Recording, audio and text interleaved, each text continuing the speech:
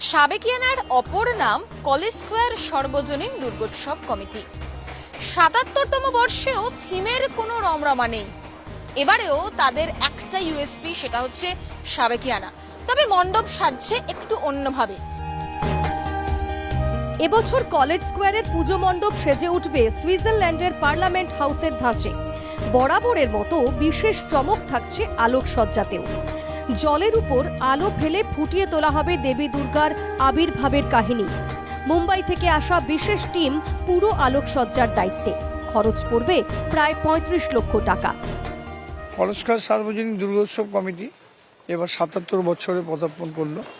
এবার আমরা সুইজারল্যান্ডের পার্লামেন্ট করছি, যেটা সেই আদলেই প্যান্ডেলটা তৈরি, মণ্ডপ সজ্জাটা হচ্ছে। লাইটের কিছু এলইডি আছে জলের মধ্যে খেলা, তারপর মা দুর্গাকে এলইডির মাধ্যমে প্রথমে দেখানো হবে। আমাদের পুজোটা হচ্ছে সাবেকি প্রথা। আমরা সমস্ত বেলুড় মঠের যা যা নীতি নির্ধারণ সেটাকে আমরা উপলক্ষ করেই চলি। আর আশা করি এবছর যেরকম মানুষের ভিড়, এখন সেটা কিভাবে কি পর্যায়ে যাবে জানি না।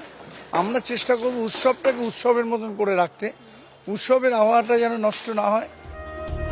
আরজিকর আবহ পুজোয় তেমন প্রভাব ফেলবে না, মন্তব্য কলেজ স্কোয়ার পুজো উদ্যোক্তার। দেখুন, একটা ঘটনা হচ্ছে উৎসব, তো বছরে একবার উৎসব। আরজিকর আবহাওয়াটা ঠিক পুজোটা আমার মনে হয় না সে রেখাপাত করবে লোকের কাছে। মানে এই দুর্গাপুজোটা বিশেষ করে বাচ্চা এবং আমরা সবাই একটা বছর ওয়েট করি এই দুর্গাপুজোটার জন্য। প্রতি বছর চতুর্থী থেকেই দর্শনার্থীদের ঢল নামে কলেজ স্কোয়ারে। কলকাতার পাশাপাশি গোটা রাজ্যের বহু দর্শনার্থী ভিড় জমান মণ্ডপে। এমনকি বিদেশ থেকেও কলেজ স্কোয়ারে বহু মানুষ আসেন।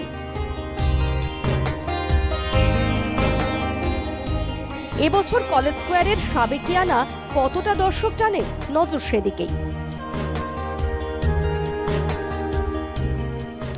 এক টুকরো সুইজারল্যান্ড এবার কলেজ স্কোয়ারের পুজো মণ্ডপে।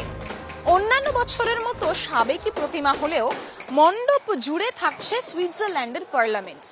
শোলা এবং প্লাই দিয়ে সমগ্র মণ্ডপ তৈরি করা হচ্ছে। পাশাপাশি থাকছে আলোতেও বেশ কিছু চমক, ঝাড়বাতি, আলো এবং সাবেকি প্রতিমা। এই তিনের ইউএসপিতেই কিন্তু দূর দূরান্ত থেকে দর্শকরা আসবেন কলেজ স্কোয়ারে ঠাকুর দেখতে, আশাবাদী উদ্যোক্তারা।